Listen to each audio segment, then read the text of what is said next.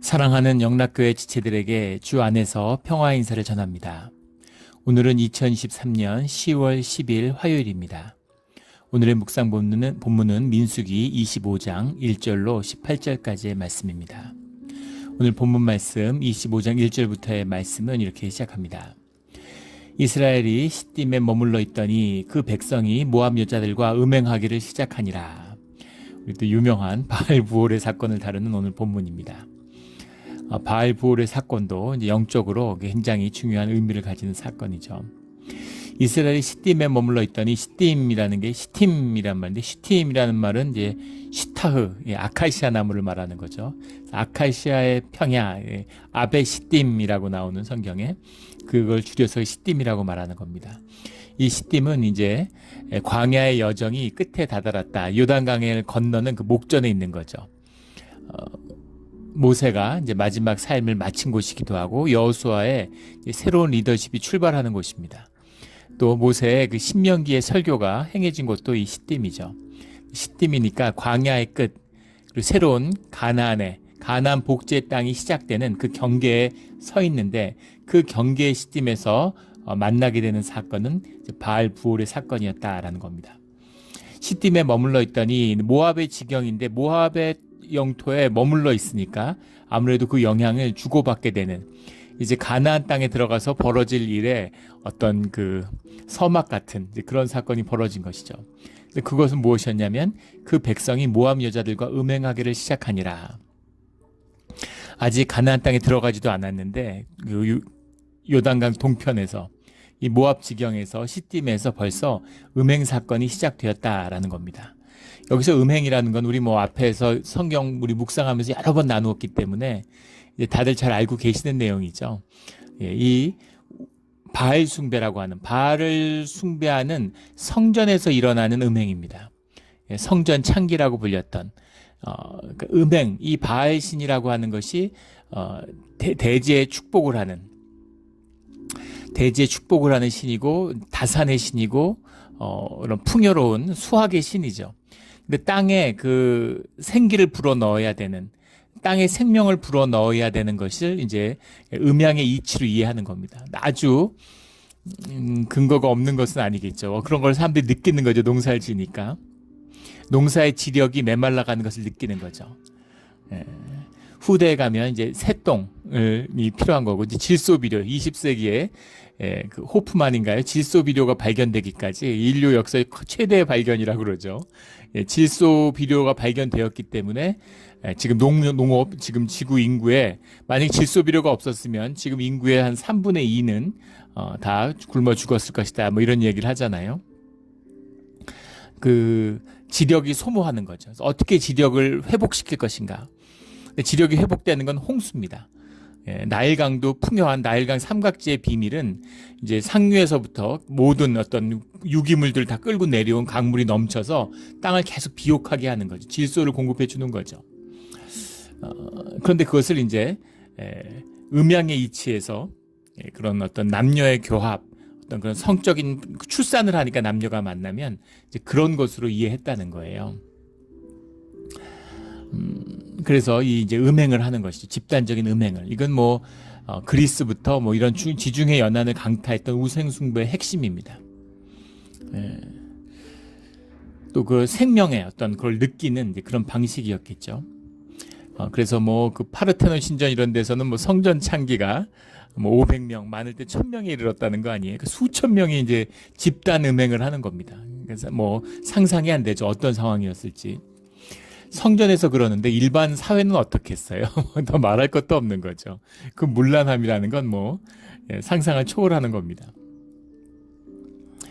그게 육신의 본질이죠. 우리의 육적인 본능의 중심에 있습니다. 그것을 긍정하는 것이고, 근데 그것을 이렇게 발산시키는 것이죠. 근데 그것을 다스리는 것이 사실은 문명의 기초고, 모든 문명의 사실 시작입니다. 굉장히 이제 깊이 생각해 볼 그런 대목이죠. 중요한 것은 이 음행이, 이 바알 숭배 음행이 들어왔고, 그것이 바알 부올에서 맹위를 떨치고 있는 것이죠. 2절에 그 여자들이 자기 신들에게 제사할 때 이스라엘 백성을 청함해 백성이 먹고 그들의 신들의 전함으로. 그래서 우상 숭배를 하는데 이제 이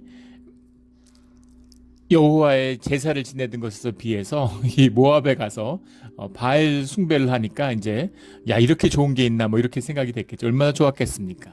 술 먹고 막 집단 은행하고 이러니까 쾌락을 뭐 극대화하는 거잖아요. 그러니까 사람들이 아주 기쁘고 좋아하는 거죠. 근데 이 꾀를 준 사람이 3장 16절에 가면 발람이었다. 발람의 꾀를 따라 이루어진 일이다 라고 성경은 지적하고 있습니다.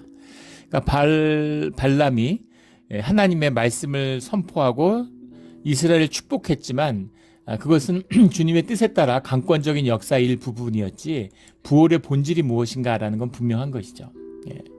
돈을 쫓는 자의 끝입니다. 그들이 미디안의 장로들을 따라서 미디안 백성들과 함께 내놓은 그런 계획인 거죠. 거기에 이스라엘이 빠져들었다라는 겁니다. 3절에 이스라엘이 바알 부올에게 가담한지라. 부올 땅의 바알이라는 말인데 부올의 숭배, 바알 숭배에는 여호와의 숭배 가운데 여호와의 신앙 가운데서도 이게 침투하고 바알 숭배는 광범위하게 퍼지는 거죠. 근데 부올 땅에서도 결국은 바알 숭배로 바알 부올이 사실 그모스였다. 그모스는 전쟁의 신으로 상징되지만 각 지역에 가서 토착 신앙하고 결합하는 거죠. 그래서 바알 숭배라는 것이 이제 모압하고 결합하면 그모스가 되는 것이고 애국과 결합하면 뭐 라가 되는 것이고 이런 식으로 이렇게 퍼져 나간다라는 겁니다. 한국 이제 절에 가면 삼신당이라는 게 있죠. 삼신할미를 모시는 삼신할미가 이제 생명을 점지해 주는 거잖아요. 삼신당에 가서 빌고 이제 뭐 자식 낳게 해달라고. 근데 그것은 원래 불교에 있는 것이 아니죠. 불교가 토착화되면서 이제 그 지역 숭배가 들어와서 지역에 토착 신앙하고 결합된 형태죠. 그런 것처럼 바알 숭배라고 하는 것이 이제 모압하고 결합해서 그모스가 되었다. 뭐 이렇게 해석을 하기도 합니다. 근데 그모스는 우리가 잘 아는 것처럼 인신 숭배로 아주 맹위를 떨쳤던 그런 우상 숭배죠. 이스라엘이 3절에 바알부르에게 가담한지라. 여호와께서 이스라엘에게 진노하시니라. 진노하셨다라는 거 아프라는 말인데 아나프라는 말이 원형이죠. 코라는 말이에요. 코. 코라는 말인데 이 코에서 나오는 이 콧김을 내는 막 화가 난 성난 몹시 진노한 요즘 이제 우리말로 하면은 세속적으로 하면 뚜껑이 열렸다 이런 겁니다. 완전히 폭발한 get mad 이런 거죠. 완전히 화난 하나님이 아주 진노하신 거예요. 4절에 여호와께서 모세에게 이르시되 백성의 수령들을 잡아 태양을 향하여 여호와 앞에 목을 매라. 목매어 달라. 수령들을 잡아라고 하니까 뭐 암행어사 칠뜨여 이런 것처럼 막 쫓아다니면서 잡아들이는 그런 걸 상상할 수 있겠는데 그런 건 아닙니다. 카흐라는 말인데 카흐라는 말은 소집하다라는 말이에요. 그러니까 야 총회로 다 모여 이런 거죠. 다 모이라고 그래 이렇게 한 거죠. 모여서 태양을 향하여라는 말은 네게드 핫사메스라는 말인데 핫사메스라는 말에 사메스라는 것이 태양이죠. 네게드라는 게 이제 in front of, public을 말하는 거예요. 공적으로. 그러니까 무슨 말이냐면 사람들 다 공회를 소집하고 그 앞에서 재판을 했다는 겁니다. 우상숭배는 명백한 그 율법을 어기는 것이죠. 이스라엘의 율례를 어긴 것입니다. 거기에 대한 종교 재판을 열었다 이런 의미죠. 이것이 이제 사실은 그 회개와 재판의 참된 뜻이에요. 공적으로 하는 것입니다. 회개도 공적으로 하는 것이죠. 원래 기독교 전통에서 회개라는 것은 회중 앞에서 하는 거예요. 사람들 앞에서 내 죄를 고백하는 겁니다. 이게 시간이 지나면서 성직자 앞에서 자기의 죄를 고백하는 것으로 더 지나서는 이제 나하고 주님 안에서 은밀하게 내가 죄를 고백하는 것처럼 그렇게 변질된 것이죠. 공동체가 주님 앞에 하나됨으로 주님이 만나주시는 거기 때문에 회개도 정죄도 심판도 다 공적으로 이루어져야 된다는 것이죠. 공적으로 이루어진다라는 게 네게드 핫사메스라는 말이죠. 그런데 왜 이런 표현을 썼을까라는 겁니다. 왜 태양을 향하여 이렇게 네게드 핫사메스라고 굳이 썼을까? 바알 숭배라고 하는 것은 이제 태양 숭배. 되게 농업의 종교들은 다 태양 숭배와 밀접히 관련이 있죠. 태양 신을 또 섬기는 것과 관련이 되어 있는 겁니다. 그래서 태양을 향해서 세우라 하는 것이 태양의 보호, 태양을 숭배했는데 태양을 향하여 우상 숭배를 했던 것처럼 태양과 가까워지기 위해서 산으로 올라가는 거죠. 그런데 그 태양을 향해서, 그들의 우상을 향해서, 그 거짓을 향해서 그들을 심판해라, 이런 의미가 들어있는 거죠. 여호와 앞에 목을 매달아 달라. 그래서 거기에 대한 심판이 중한 징계가 내려진 거죠. 그리하면 여호와의 진노가 이스라엘에게서 떠나리라 라는 말입니다. 떠난다라는 것이 베야소브라는 말인데, 이 야소브라는 말이 턴, 돌린다, 그 방향을 바꾼다, 이런 말입니다. 진노가 떠난다라는 것은 주님의 그 분노가 끝이 났다라는 말하고는 다른 것입니다. 주님의 징계가 그 징계와 벌, 이것의 방향이 틀어졌다는 얘기지, 이것이 죄 사함을 받았다, 이런 얘기하고는 달라요. 오늘 사건의 중요한 영적인 그 가르침이죠. 13절에 비느하스로 인해서 이스라엘 자손을 속죄하였음이니라 라는 표현이 나옵니다. 속죄하였다라는 건 무슨 말이에요? 말 그대로 죄를 사했다는 얘기, 죄가 없다는 얘기입니다. 주 안에서 주님이 죄를 보시지 않는다라는 겁니다. 그런데 진노가 떠나리라라는 건 주님에 대한 어떤 죄, 그 정죄가 떠나지 않았다는 거예요. 근데 그 진노가 회초리 100대 맞을 건데 그래 10대만 맞자, 이렇게 되는 거죠. 이런 것이 진노가 떠나리라, 진노의 방향이 바뀌었다라는 겁니다. 사형인데 그 무슨 종신형으로 바꿔줄게, 이런 거예요. 이런 의미라는 겁니다. 분노가 누그러지는 것이지, 분노의 방향이 바뀌는 것이지, 이것이 진노가 멈추거나 또는 죄를 사함을 받았다라는 뜻, 속죄를 받았다라는 뜻은 아니라는 것이죠. 주님이 얼마나 화가 나셨는지를, 가나안 땅에 들어가지 못하는 40년을 훈련 받았는데 이제 가나안의 목조에서 또 이런 일이 벌어지는 겁니다. 주님은 진짜 좌절감을 느끼셨을 것 같은데, 성실하신, 신실하신 주님이 그 사랑과 은혜와 구속을 멈추지 않으시는 거죠. 우리 자식이 생각해 보면 알겠죠. 아무리 실망하고 아무리 좌절을 경험해도 그래도 절망하지 않는 것이죠. 그런 은혜와 사랑을 보게 됩니다. 5절에 모세가 이스라엘 재판관들에게 이르되 너희는 각각 바알보올에게 가담한 사람들을 죽이라 하니라. 그러니까 그 바알보올의 우상숭배에 가담한 자들을 처단해라, 이거죠. 재판을 진행해갖고 심판하라, 이런 얘기입니다. 재판관들에게라고 그랬는데 소페티라는 말이에요. 쇼페테이라는 말인데, 쇼페테이라는 말이 이제 사파트라는 말이 원형이죠. 말 그대로 젖지인데 출애굽기 18장에 나오는 뭐 50부장, 100부장, 1000부장 할 때 나왔던 그것입니다. 지도자들이죠. 지도자들이고 재판관들입니다. 그 사람들에게 불러서, 그러니까 이 사람들은 물론 그 바알 부올의 숭배에 가담하지 않은 자들이겠죠. 그들에게 이 심판을 진행해라, 이렇게 명령을 내린 것입니다. 6절에 이스라엘 자손이 온 회중에 회막문에서 울 때, 이 바알볼에 가담했던 자들이 많으니까 그들이 처단되니까 그 가족들이 회막 문 앞에 와서 막 우는 것이죠. 그런 것도 있을 것이고, 고통스러움도 있었을 텐데 그냥 우는 것이 아니라 회막 문에 와서 울었다. 그들의 영문 밖 장지에 가서 우는 것이 아니라 그 회막 문 앞에 와서 울었다는 건 뭐겠어요? 주님 앞에 울면서 간구하는 마음도 있고, 또 회개하는 마음도 있고, 또 두려운 마음도 있었겠죠. 그래서 주님 앞에 나와서 우는 것입니다. 주님 앞에 서서 우는 것이에요. 다 비통에 우는 것이죠. 그 울 때에 사람들이 그 비통함으로 그 회막문 앞에서 주님 앞에 나온 것이잖아요. 주님 앞에 다 울고 있는데 놀라운 일이 벌어지는 거죠. 이스라엘 자손 한 사람이 모세와 온 회중의 눈앞에, 그 회중들이 모여서 비통하게 다 눈물을 흘리고 있는데 주님께 진노함을 산, 그리고 우상 숭배를 한 것에 대한 비통함도 있을 것이고, 또 주님의 진노에 대한 두려움도 있을 것이고, 그리고 이것을 돌이키셨으면 하는 그런 간구도 있을 것이고, 가족을 잃은 것에 대한 그런 슬픔도 있겠죠. 다 어쨌든 막 울고 있는데 미디안 한 여인을 데리고 그의 형제에게로 온지라. 7절에 제사장 아론의 손자 엘르아살의 아들 비느하스가 보고 회중 가운데서 일어나 손에 창을 들고, 다 비통에 울고 있는데 기가 막힌 모습을 본 거죠. 그 이스라엘 남자를 따라 그의 막사에 들어가 이스라엘 남자와 그 여인의 배를 꿰뚫어 두 사람을 죽이니 연병이 이스라엘 자손에서 그쳤더라.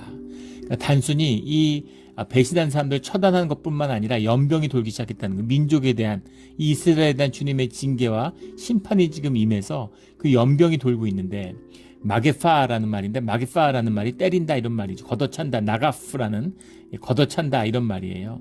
연병이 그 이스라엘 자손에서 막 번지고 있었는데 그랬는데 사람들이 울고 회개하고 울부짖고 있는데도 이게 멈춰지지 않는 거죠. 다 고통받고 있는데 그런데 그 와중에 뒤에 본문에 가면 14절에 가면 그 남자가 누구였냐면 시므리 살루의 아들이요 시므인의 조상인 가문 중에 한 지도자이며 지도자인데 예.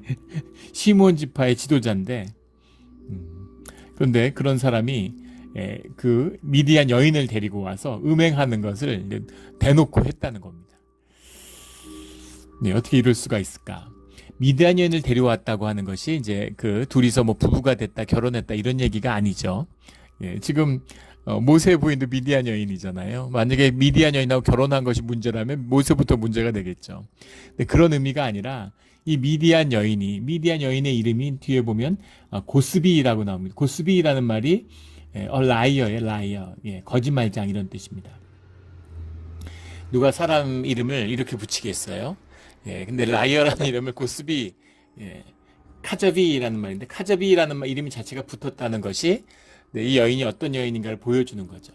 근데 15절에 가면 미디안 백성 조상의 가문의 수령의 딸이다 이렇게 나옵니다. 수령의 딸인데 이 여인의 정체는 무엇일까? 성전 창기였겠죠. 성전 창기를 데리고 온 거예요. 회중의 아내. 그리고 사람들이 있는데 어떻게 그 당당하게 그들의 막사에 이렇게 들어갈 수가 있었을까? 회중들 모여서 다 울부짖고 있는데 인간이 할 수 있는 일이 아니잖아요. 어쨌든 많은 사람이 죽어서 유족들이 있는데 어떻게 대낮에 이럴 수가 있습니까? 금식하고 있는데 그 앞에서 치킨 먹는 거죠.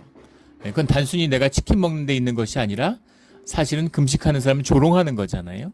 그런 의미가 들어있는 거죠. 근데 지금 하나님의 징계를 받고 있는데 그것 때문에 사람들이 전부 다 비통해서 눈물에 회개를 하고 있는데 그 앞에서 음행을 한다. 황당한 사건인 거죠. 도대체 이건 뭘까? 그러니까 제정신이 아닌 거죠. 이 제정신이 왜 이렇게 제정신이 아니고 정신이 나갔을까요? 족장인데 지도자인데 그 지도자면 이 회중의 재판 가운데 나왔을 거 아니겠습니까?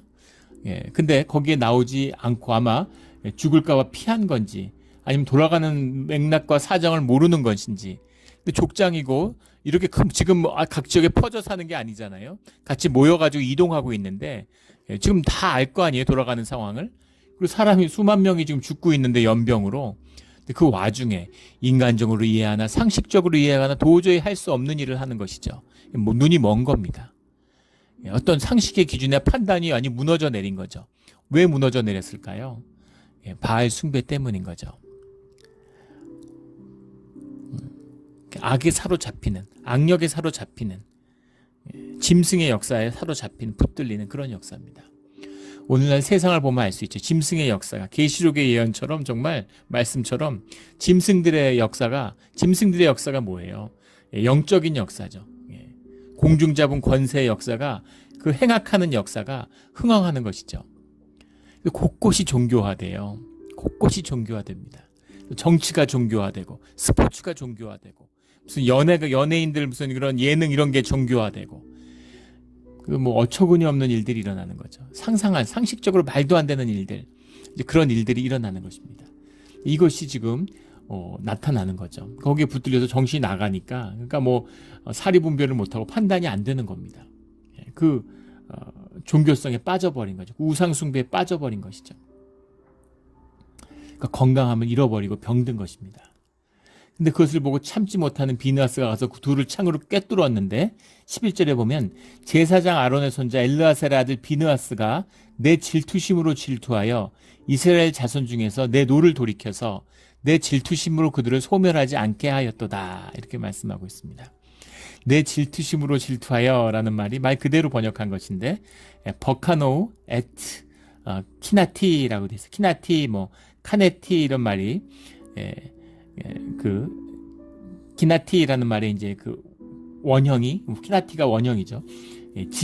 질러스 질투한다 말 그대로입니다. 내 질투함으로 질투.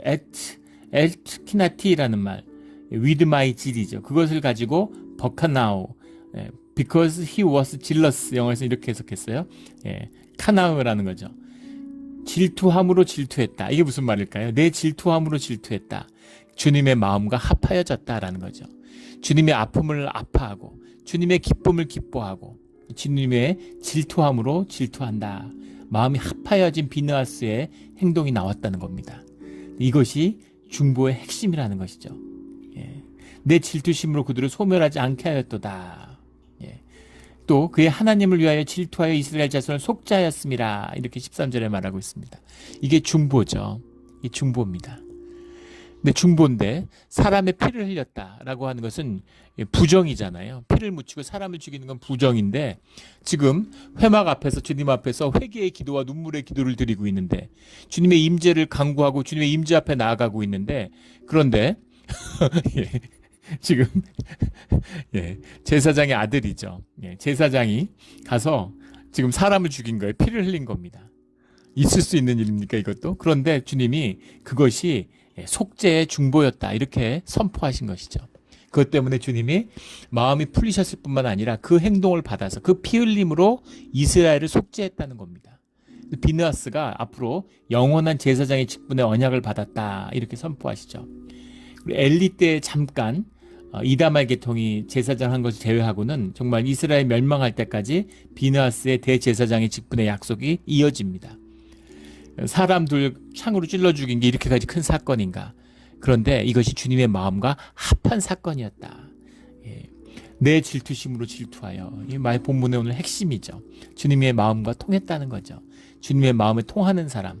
이것을 주님이 찾는 것이고 그들의 중보로서 세상을 다스려가는 것.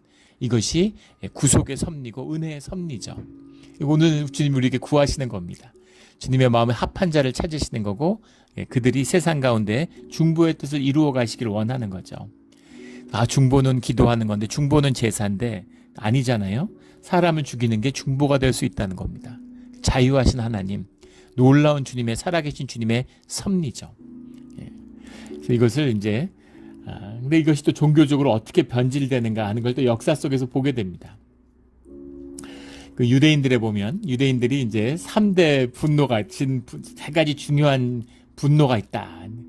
질랄라잇 이렇게 얘기하는데 영어로는 사무엘상 15장에 나오는 아멜렉의 왕 아각을 사무엘이 이제 진멸한 것. 또 마카비상이라고 마카비서라고 우리 지금 우리 개신교의 성경에선 빠져 있지만 이제 가톨릭 성경에 보면 있죠. 종교개혁 이전에 있었습니다. 마카비서 상하가 있는데 마카비서 상에 보면 2장 24절에 마타니아의 얘기가 나와요. 안티옥이 지배하던 가장 이스라엘 역사에서 가장 참혹했던 그리스 계통의 안티옥의 그 안티오쿠 왕조가 지배할 때 안티오쿠가 그것도 이제 완전 영적인 역사죠. 막 돼지피를 성전에 뿌리고 돼지고기를 이스라엘에게 억지로 먹게 하고 그걸 먹지 않으면 다 죽이고 막 이런 혹독한 그걸 탄압을 받았는데 그 성전을 정화한 사건, 그 정화한 주인공이 마타니아죠. 마타니아의 그 분노, 사무엘의 분노, 그리고 오늘 비느하스의 분노. 그래서 이 세 가지의 것을 이 언론을 둬서 질러라이시라고 무슨 재판관이 아니고 무슨 그런 위임받은 정당한 무슨 재판장이나 무슨 재판관이 아니더라도 제사장이 아니더라도 주님의 공분을 느끼는 주님의 그 분노를 느낀 주님의 질투하심으로 질투함을 느끼는 사람은 이렇게 사람을 죽여도 속죄함의 중보가 되니까 사람을 죽일 수 있는 그 분노를 표출하는 그런 권한을 가졌다라는 거죠. 근데 이것이 얼마나 오용되고 얼마나 병들어 있는가를 우리가 오늘도 볼 수 있습니다. 지금 그 가자 지구라는 곳에서 팔레스타인 가자 지구에서 지금 이스라엘과 하마스가 막 싸움을 벌이고 있죠. 지금 이 순간에서만 보면은 이것은 하마스의 테러와 공격으로 시작된 것입니다. 그런데 지금 유대인들 수백 명이 죽고 분노가 타오르고 있죠. 그런데 사실은 역사적으로 수많은 사람을 이스라엘이 죽였죠. 탄압하고 얼마 전에 그게 화제가 됐던 영상이잖아요. 성지순례를 하는데 십자가 지고 성지순례가 하는 개신교들한테 정통 이스라엘 사람들, 그 사람들이 이렇게 지나가다가 십자가를 진 사람들에게 십자가에게 침을 뱉는 그런 모습이 이제 찍혀가지고 화제가 됐죠. 침을 이제 아버지가 뱉으니까 조그만 어린애들 뒤에 따라가던 애들이 정통파 유대교 이제 사람들이죠. 그 사람들이 이제 같이 막 덩달아 침을 뱉는 그런 게 찍혔습니다.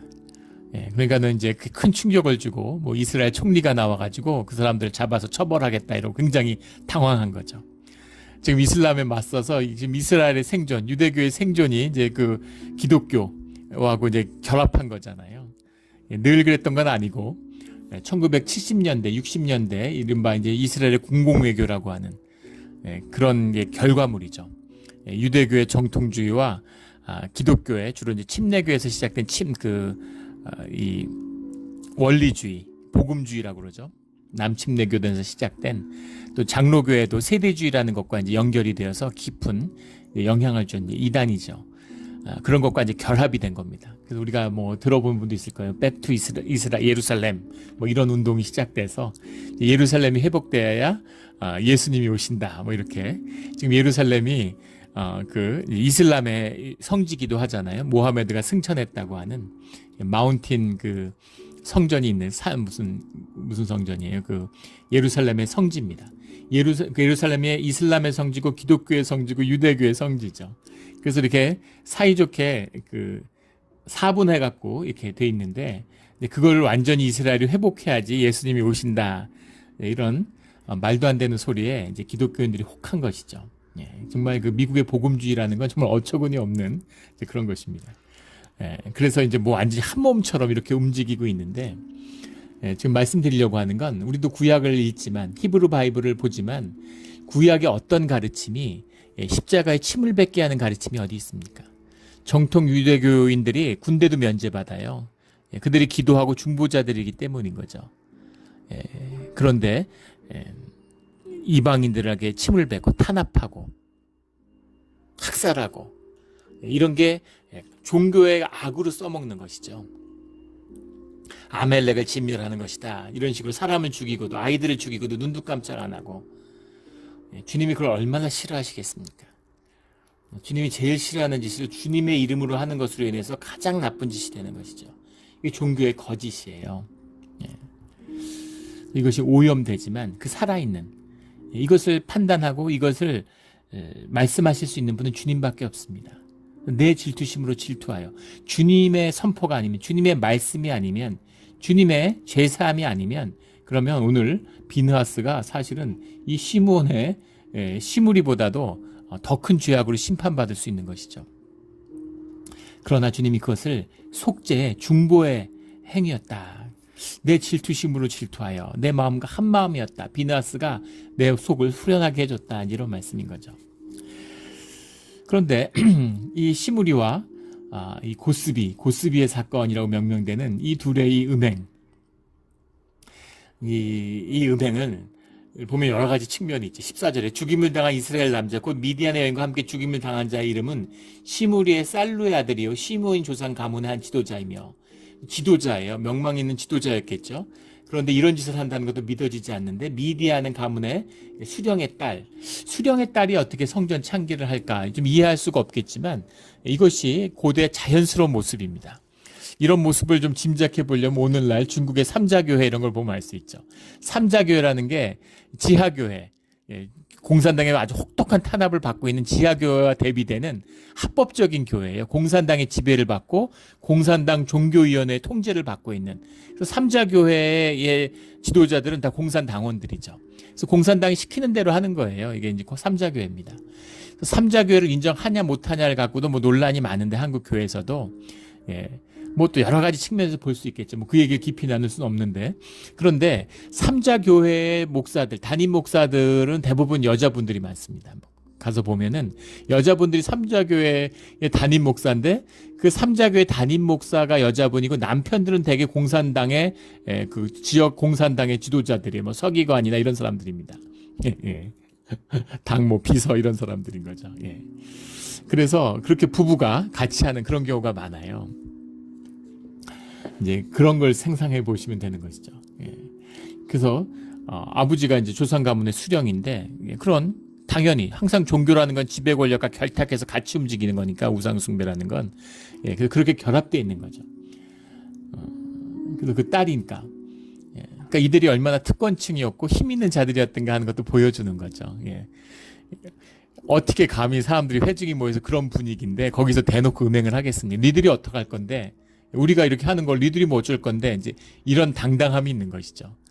주님이 싫어하는 것은 이런 오만함, 악함 이게 다 보이는 거예요. 예, 악의 발로죠. 예, 그러니까 얼마나 주님이 이게 싫었을까 하는 것을 보여주는 겁니다. 이 둘이 죽음으로.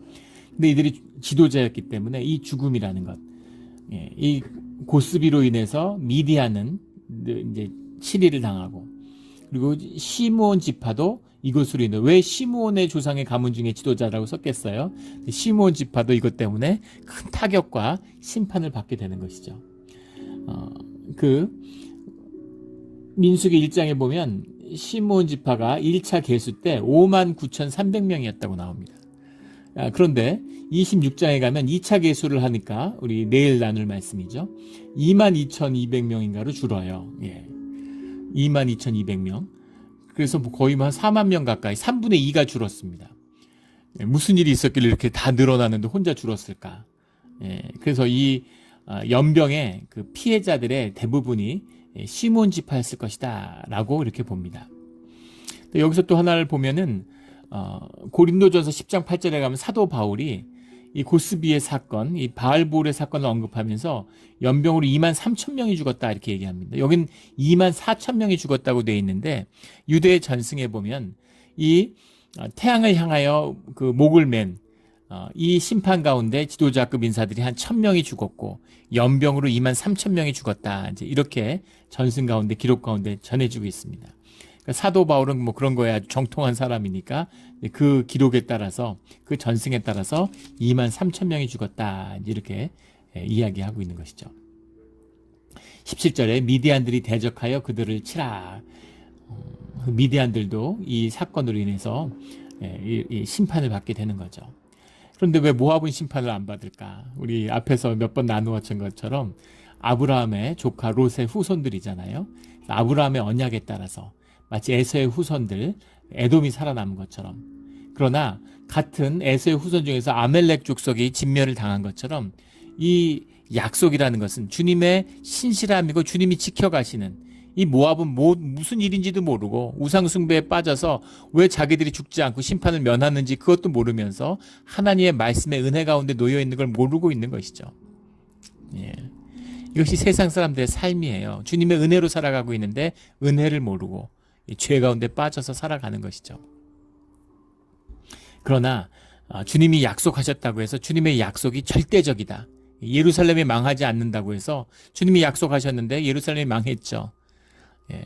주님이 한번 얘기했으니까 우리가 무슨 짓을 해도 성전에서 금오스 숭배를 드리고 있는데도 그럼에도 불구하고 예루살렘이 지켜진다 그런 건 아니라는 것이죠. 아멜렉의 죽음 그 레드라인이 있는 겁니다. 언약을 깨는 주님의 은혜로 우리를 대해주지만 그 은혜의 선을 그 은혜를 깨는 짓을 하면 안 된다는 거죠. 이 사건의 의미를 오늘 시몬의 지도자 시므리가 정확히 보여주고 있는 거죠. 고스비가 정확히 보여주고 있는 것입니다. 그래서 이 하나됨, 주님이 하나되고 주님의 큰 일이 있으려고 그러면 이런 시험이 닥치는 겁니다. 보이지 않는 곳에서 이런 시험이 닥치는 거죠. 유럽에 이제 전해지는 전례의 이야기인데 우리 예전에도 몇 번 나눴습니다. 용이 있는데 용이 마을을 막 공격하는 거죠. 용과 맞서서 기사들이 막 싸우고 있는 겁니다. 전사들이. 근데 왕의 아들이 있는데 왕의 막내 아들이 있는데 병약해요. 맨날 싸우지도 못하고 방에 혼자 아파 있는 겁니다. 근데 낮에 계속 자니까 밤에 잠이 안 오니까 밤에 이제 밖으로 나오는 거죠. 밖에 나와서 숲에서 산책을 하다가 용을 만나게 됩니다. 용이 무섭고 나쁘고 온갖 나쁜 얘기를 다 들었는데 만나보니까 용이 그렇지 않은 거예요. 그래서 용이 친구가 됩니다. 용이 나중에는 친해지니까 등에다 태워서 세상도 구경시켜주고 용하고 즐거운 시간을 많이 보내요. 그런데 그러던 어느 날 용이 그 왕자를 태운 채로 와서 막 불을 뿜어가지고 사람들을 죽이고 성을 불태우는 거죠. 다음날 막 곡소리가 나고 사람들이 모여가지고 이제 장례를 치르고 있는데 사람들이 왕 앞에서 왕자를 고발하는 겁니다. 용을 타고 있던 왕자를 본 사람이 있는 거죠. 비통한 것이죠. 왕이 나와서 여기 용을 만났거나 용의 등에 탔거나 용과 친구가 된 자들은 앞으로 나오라, 이렇게 이야기하는 겁니다. 놀라운 것은 그 왕자, 막내 왕자뿐만 아니라 용감하게 왕과 맞서 싸웠던 형들도, 기사들도, 전사들도, 동네 사람들이 여럿이 수백 명이 그 앞에 나오는 거죠.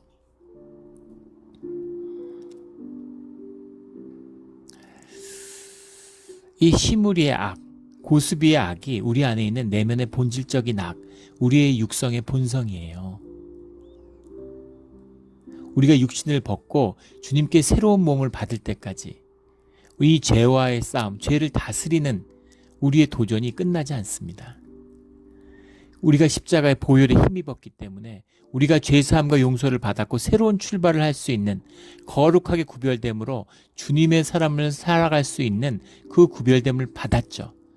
그러나 그걸 살아갈 수 있는 능력은 성령의 능력입니다. 우리 안에 거하시는 공동체의 능력이고 교회의 능력이에요. 우리가 끊임없이 죄를 짓습니다. 그런데 그 죄를 다스리며 주님 앞에서 함께 살아가고자 돌이키고 또 돌이키고 회개하고 또 회개하는 것이죠. 이것이 우리의 예배입니다. 구원파는 한 번 용서받았기 때문에 이제 회개는 필요 없다, 이러고 모두를 죄인으로 몰아가죠. 악마의 짓이라는 게 보이지 않습니까? 용서받은 죄인, 주님 앞에서 아무것도 자랑할 것이 없는, 그 은혜 앞에 눈물밖에 흘릴 것이 없는 죄인의 모습, 바로 우리의 모습이죠. 이 진실로 주님과 하나가 되는, 이 진실로 하나가 되는 그런 우리의 신앙의 길이 되기를 주의 이름으로 축원합니다. 아멘. 기도드리겠습니다. 하나님 아버지, 감사합니다. 주님의 은혜가 아니었으면 바르게 살 수 없는 우리가, 악을 먹고 마시며 악에 취하여 살아갈 우리가 주님 앞에서 새로운 삶을 살게 해 주신 것에 감사를 드립니다. 이것이 결국 거저된 것이 아니라 우리를 위하여 대신 죽으신 예수 그리스도의 죽음과 그 보혈로 인해서 우리가 오늘 살아가고 예배를 드릴 수 있음을 다시 한번 만나게 해주시니 감사합니다. 이 피 흘림을, 이 은혜를, 이 죄에 대한 응징을 기억하며 잊지 않는 그런 우리의 신앙이 되게 하여 주시옵소서. 감사하며 예수 그리스도 이름으로 기도드렸습니다. 아멘.